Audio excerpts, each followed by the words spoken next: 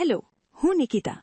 આજે આપણે જીસીઈઆરટી ધોરણ 5 થી 12 આધારિત ઇતિહાસના મહત્વના 2500 પ્રશ્નોમાંથી વન લાઇનર સિરીઝ જોઈશું. આ સિરીઝ એલઆરડી, પીએસઆઈ, સીસીઈ જેવી તમામ ગુજરાત સરકારની ભરતી પરીક્ષાના નવા સિલેબસ અનુલક્ષીને બનાવેલ છે. તો ચેનલને ફટાફટ સબસ્ક્રાઇબ કરી લો અને બેલ બટન પર ક્લિક કરી લો, જેથી કરીને યુટ્યુબ તો ખુશ થશે જ, પણ સાથે સાથે હું પણ ખુશ થઈશ. તો ચેનલને સબસ્ક્રાઇબ કરી લો. પ્રશ્ન 1301. ભારતીય પ્રજાજીવનને સમૃદ્ધ બનાવવામાં સૌથી મોટો ફાળો કોનો છે? નદીઓનો. પ્રશ્ન 1302. ભારતે વન્યજીવોની સુરક્ષા માટે શેનું સર્જન કર્યું છે? અભયારણ્ય. પ્રશ્ન 1303. ભારતની પ્રજા અતિ પ્રાચીન યુગથી પર્યાવરણ પ્રેમી રહી છે, તેની સાક્ષી છે પ્રજાનો વૃક્ષ પ્રેમ. પ્રશ્ન 1304. દ્રવિડો ભારતમાં આવીને વસતા હતા તે પહેલાં કેટલી ભિન્ન ભિન્ન પ્રજા ભારતમાં રહેતી હતી? 6. પ્રશ્ન 1305. કઈ પ્રજા ભારતની સૌથી પ્રાચીન નિવાસી છે? નેગ્રીટો. પ્રશ્ન 1306. ભારતીય સંસ્કૃતિ કઈ નદીના કિનારે પાંગરી હતી? સિંધુ અને રાવી નદીના કિનારે. પ્રશ્ન 1307. ભારતમાં મોન્સૂન પવન કઈ દિશામાંથી આવે? પ્રશ્ન 1308. ઓસ્ટ્રેલોઇડ પ્રજાને બીજા કયા નામથી ઓળખવામાં આવે છે? નિષાદ. પ્રશ્ન 1309. ભારતીય સંસ્કૃતિના વિકાસમાં કઈ પ્રજાનો ફાળો વિશેષ છે? આર્ય પ્રજાનો. પ્રશ્ન 1310. રંગેશ્યામ 4 થી 5 ફૂટ ઊંચાઈ અને વાંકડા વાળ ધરાવતી પ્રજાતિ કઈ? નેગ્રીટો અથવા નિગ્રો કે હબશીઓ. પ્રશ્ન 1311. રંગેશ્યામ લાંબુ પાતળું માથું, ચપટું નાક અને કઠણ વાળ ધરાવતી પ્રજા ઓસ્ટ્રેલોઇડ કે નિગ્રો. પ્રશ્ન 1312. કઈ પ્રજાએ માતા અને પિતાના રૂપમાં પરમાત્માનો વિચાર આપ્યો? દ્રવિડો.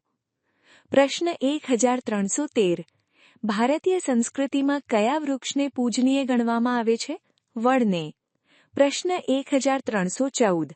કયું વ્રત વડ સાવિત્રીનું વ્રત? પ્રશ્ન 1315. ભારતના રાષ્ટ્રીય ચિહ્નમાં કયા પ્રાણીની આકૃતિ છે? સિંહની. પ્રશ્ન 1316. કઈ પ્રજા માતૃપ્રધાન કુટુંબ પ્રથા ધરાવતી હતી? દ્રવિડો. પ્રશ્ન 1317. તમિલ, તેલુગુ, કન્નડ અને મલયાલમ વગેરે ભાષાઓ કયા કુળની ભાષાઓ છે? દ્રવિડ. પ્રશ્ન 1318. આર્ય કઈ પ્રજાને નિષાદ કહેતા હતા? ઓસ્ટ્રેલોઇડ. પ્રશ્ન 1319. પાષાણ યુગની સંસ્કૃતિના સીધા વારસદાર અને મોહેજો-દડોની સંસ્કૃતિના સર્જક? દ્રવિડ. પ્રશ્ન 1320. ભારતમાં આવીને વસેલા કયા લોકોએ નગર સંસ્કૃતિ વિકસાવી હતી? દ્રવિડો. પ્રશ્ન 1321. ભારતીય આર્ય સંસ્કૃતિના નિર્માતા કયા લોકો હતા? નોર્ડિક. સમ્રાટ કનિષ્કે કયો ધર્મ અપનાવતો હતો? બૌદ્ધ ધર્મ. પ્રશ્ન 1323. આપણે જે કંઈ છીએ એટલે સભ્યતા. પ્રશ્ન 1324. આપણી પાસે જે છે તે એટલે સંસ્કૃતિ. પ્રશ્ન 1325. પેઢી દર પેઢી જે કંઈ જીવનમાં મળે તેને શું કહેવાય? વારસો. પ્રશ્ન 1326. આપણા બંધારણમાં કઈ કલમમાં ભારતીય સાંસ્કૃતિક વારસાને જતન માટે નાગરિકની મૂળભૂત ફરજ દર્શાવવામાં આવી છે? કલમ 51 ક. પ્રશ્ન 1327. સંસ્કૃતિનું અસ્તિત્વ અને સાતત્ય કેવું છે? પરસ્પરાવલંબી. પ્રશ્ન 1328. ભારતના ઉત્તર પશ્ચિમ ભાગમાં કયા લોકો વસતા હતા? મોંગોલોઇડ. પ્રશ્ન 1329. મોંગોલોઇડ પ્રજાને બીજા કયા નામથી ઓળખવામાં આવે છે? કિરાટ. કોના સમયથી પ્રકૃતિમાં વિવિધ પહાડો પૂજનીય ગણાય છે?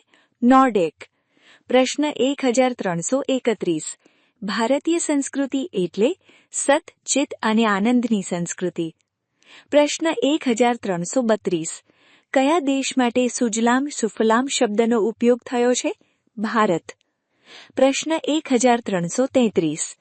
ભારતીય ઇતિહાસ અને સંસ્કૃતિ ઘડવામાં કયા તત્વે મહત્વનો ફાળો આપ્યો છે? પ્રકૃતિ. પ્રશ્ન 1334. ધૂપ, દીપ અને આરતીથી પૂજા કરવાની પરંપરા કઈ પ્રજાએ આપેલી છે? દ્રવિડ.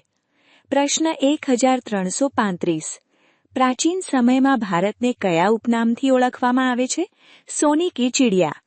પ્રશ્ન 1336. પ્રાચીન ભારતીય પુરાણોમાં આપણને કેટલી કલાઓ વિશે જાણવા મળે છે? 64 કલાઓ વિશે. પ્રશ્ન 1337. બનાવેલા પાત્રો અને વાસણોનો ઉપયોગ થતો હતો? માટીમાંથી. પ્રશ્ન 1338. હડપ્પીય સંસ્કૃતિનું ઉત્ખનન સ્થળ કાલીબંગાન કયા રાજ્યમાં આવેલું છે? રાજસ્થાનમાં. પ્રશ્ન 1339. મલમરનો તાકો કયા શહેરનો વખણાય છે? ઢાકા. પ્રશ્ન 1340. પાટણ શહેર કઈ સાડી માટે જગવિખ્યાત છે? પટોળો. પ્રશ્ન 1341. પાટણના કયા રાજાએ અનેક કારીગરો કે સાળવીઓને શહેરમાં વસાવ્યા હતા? સિદ્ધરાજ જયસિંહે. પ્રશ્ન 1342. ગુજરાતમાં પટોળા બનાવવાની કારીગરી કેટલા વર્ષ જૂની હોવાની મનાઈ છે? 850 વર્ષ જૂની હોવાનું. પ્રશ્ન 1343. કયું સ્થળ બાંધણી માટે જાણીતું છે? જામનગર. પ્રશ્ન 1344. બધા આભૂષણોમાં કયા આભૂષણો કિંમતી મનાય છે? 145. એકત એટલે વણાટ. પ્રશ્ન 1346. કચ્છના બંને વિસ્તારના જત લોકોની અદ્ભુત સિદ્ધિ કઈ છે? ભારત ગૂંથણ કલા. પ્રશ્ન 1347. કઈ કલામાં ગાયન અને વાદન એમ બંને બાબતોનો સમાવેશ થાય છે? સંગીત. પ્રશ્ન 1348. ચામડાનું કયું સાધન ઘોડા અને ઊંટ જેવા પ્રાણીઓ માટે પ્રચલિત નથી? પટ્ટા. પ્રશ્ન 1349. ગુજરાતનું કયું શહેર અકીકના વેપારનું મહત્વનું કેન્દ્ર છે? ખંભાત. પ્રશ્ન 1350. વારાણસી કયા રંગની મીનાકારી માટે તમને આમાંથી કેટલા પ્રશ્નો પહેલાથી આવડતા હતા? કોમેન્ટમાં લખો. અને જો તમને આવા પ્રશ્નો ઉપયોગી લાગે તો વિડીયોને લાઇક કરો અને ચેનલને સબસ્ક્રાઇબ કરો.